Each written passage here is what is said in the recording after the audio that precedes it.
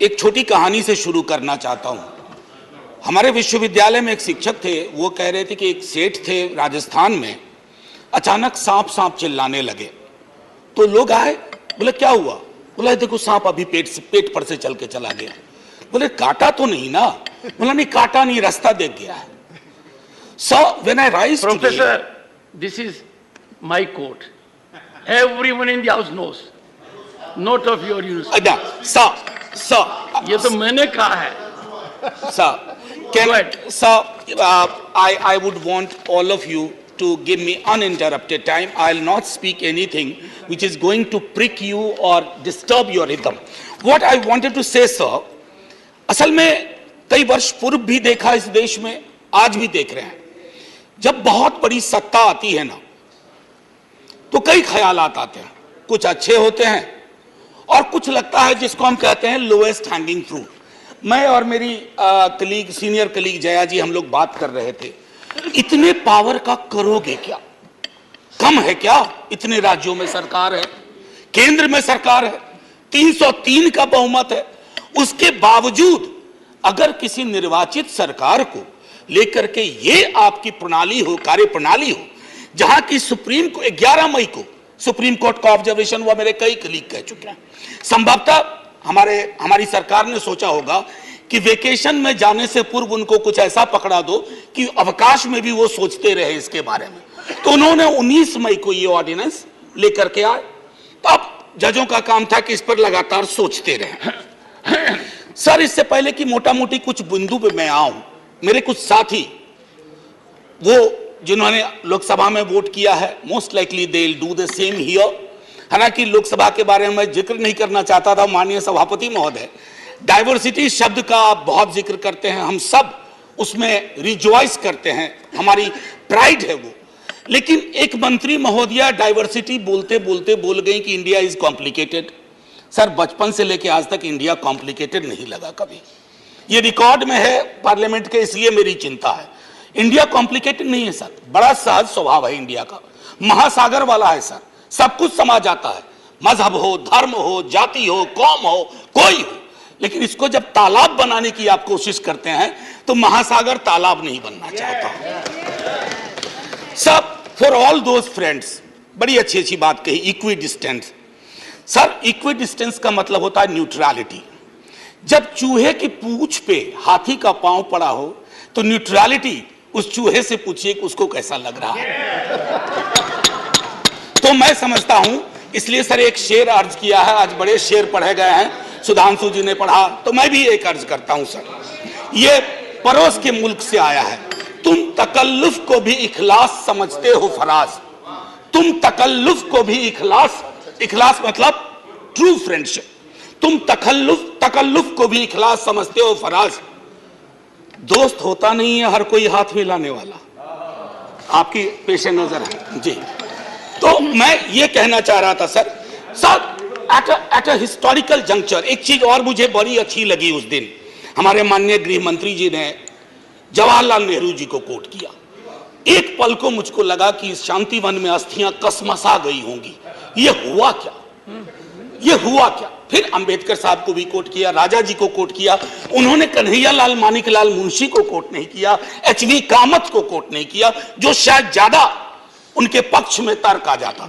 Sir, विश्वविद्यालय में मैं पढ़ाता हूं तो पीएचडी के स्टूडेंट्स को साइटेशन हम लोग सिखाते हैं, इसको कहते हैं एथिकल साइटेशन। एथिकल साइटेशन में यह नहीं होता है कि सेमी कोलोन के बाद का ले लिया और शुरू वाला छोड़ दिया। उदाहरण के लिए कहता हूं कि आज तक इस दुनिया में सबको लगता है इस देश में कि मार्क्स ने कहा था कि धर्म अफीम है, religion is the opium for masses. Sorry sir, the entire quote is religion is the sigh of the oppressed creature, the heart of a heartless world, and the soul of soulless condition. It is the opium of people. Sir, अब इसमें क्या किया हमने? सिर्फ opium वाला line निकाल लिया और मार्क्स को कह दिया कि धर्म विरोधी था। सर, मैं इसलिए कहता हूं साइटेशन बहुत इंपॉर्टेंट चीज है। बहरहाल जवाहरलाल जी की अस्थियों को मजा आया होगा, जहां तक मुझको लगता है शांति वन में। सर, ये मूलतः मैं इसलिए नहीं कहता कि मैं बीजेपी के कार्यप्रणाली का विरोधी हूं सर, वो एक पॉलिटिकल रियलिटी है, हम भी एक पॉलिटिकल रियलिटी हैं।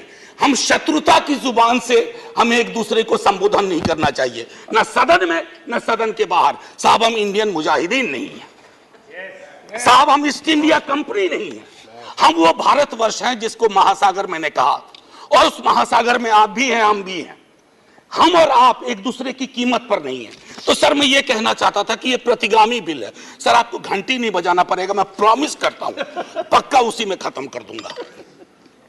सर प्रतिगामी मैंने क्यों कहा, दुनिया देख रही है कि हम कितना प्रोग्रेसिव लेजिस्लेशन ला रहे हैं। सर ये मुझे जो चिंता इसमें ये हो रही है कि माननीय सर्वोच्च न्यायालय ने एक निर्णय दिया, सर कुछ सोच के दिया होगा ना। आप अक्सर कहते हैं कि नेहरू नहीं चाहते थे, अरे नेहरू 56 में नहीं चाहते थे, 67 वर्ष बीत गए हैं, हकीकत नहीं बदलती क्या। नेहरू के टाइम में हम सार्वजनिक क्षेत्रों में कितना ध्यान देते थे और आज हम बेचने पे ध्यान दे रहे हैं। ये फर्क आया है ना सर, चूंकि ये फर्क आया है तो हर हकीकत में फर्क होता है। 56 की दिल्ली और आज की दिल्ली वही नहीं है सर। सर मैं तो अरविंद केजरीवाल जी का बिल ही नहीं मानता हूं, दिल्ली गवर्नमेंट का बिल ही नहीं मानता हूं। मैं तो ये मानता हूं कि सर अगर ये प्रयोग सफल हुआ, अगर सांप ने रास्ता देख लिया, तो कल को उन पर भी गाज गिरेगी जो आज न्यूट्रलिटी और इक्विडिस्टेंट के नाम पर न जाने क्या क्या सोच रहे हैं सर। हम तब भी आपके साथ होंगे, ये तो गारंटी है सर, हमारे पास कोई विकल्प ही नहीं है।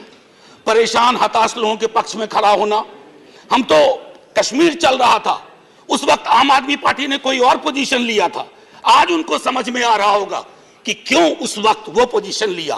और आज मैं ये कह रहा हूं कि कल को किसी राज्य के साथ होगा, हम आपके साथ होंगे।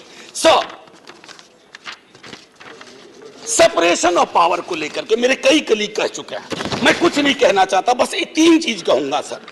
अगर ब्यूरोक्रेट्स मिनिस्टर को उत्तरदायी नहीं है सर, ये अराजकता को जन्म नहीं देगी क्या।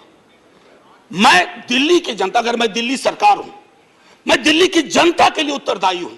जैसे राघव कह रहे थे, अगर कोई विसंगति कहीं आती है, एलजी साहब के पास जाऊं सर, वो चुनाव जीते। हालांकि मैं जानता हूं कि इस देश में गवर्नर्स और लेफ्टिनेंट गवर्नर्स की भूमिका में विस्तार हो गया, अब तो वो राज्यों के नाम बदल दे रहे हैं। सर आपकी मुस्कुराहट इंगित कर रही है कुछ मैं ये कहना चाह रहा था सर, और मैं समझता हूं कि ये बात मैं कह करके, और 239AA के बारे में जो बातें कही गई हैं मैं उसको दोहराना नहीं चाहता, सिर्फ मैं एक चीज पे आऊंगा, कोरम। सर ये कमाल का कोरम हुआ, 3 में से 2 होंगे। मुख्यमंत्री बेचारा चेयरमैन है, बहुत अच्छी बात कही उन्होंने, चेयरमैन विदाउट चेयर। मुख्यमंत्री चेयरमैन है, वो अगर 2 मिनट लेट भी पहुंचेंगे तो कोरम डिसाइड कर लेगा क्या करना है दिल्ली के लिए। Sir it is not quorum, it is actually an instrument to decimate the very idea of elected government. Sir घंटी मत हो जाइए, केशव राव जी की श्रेणी में 1.5-2 मिनट और ले लूंगा।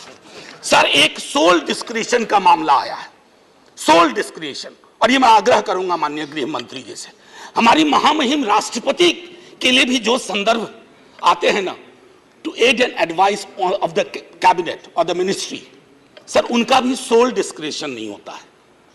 ये तो एक तरह से मुझे सोललेस डिस्क्रिशन दिख रहा है, आत्मा विहीन डिस्क्रिशन। सर ये उसमें नहीं फिट बैठता है। सर एक और चीज, मैं अभी कल गूगल कर रहा था सर, फेडरलिज्म पर 2 बहुत महत्वपूर्ण कोट मिले इंटरेस्टिंग लोगों की, एक चंद्रबाबू नायडू जी का, एक नवीन पटनायक जी का। वो कोट मैं पढ़ना नहीं चाहता हूं, बस मैं बता देना चाहता हूं। आखिरी सर, ये पेशे नजर तमाम लोगों के जो कहते हैं, अपील करते हैं कि साहब मदद करो इस बिल पे, तो दुष्यंत जी कह के गए थे कि उनकी अपील है कि हम उनकी मदद करें, चाकू की पसलियों से गुजारिश तो देखिए। सर ये चाकू पसलियों से कह रही है हमारी मदद करो। सर ये आसान मामला नहीं है। जय हिंद सर, जय हिंद।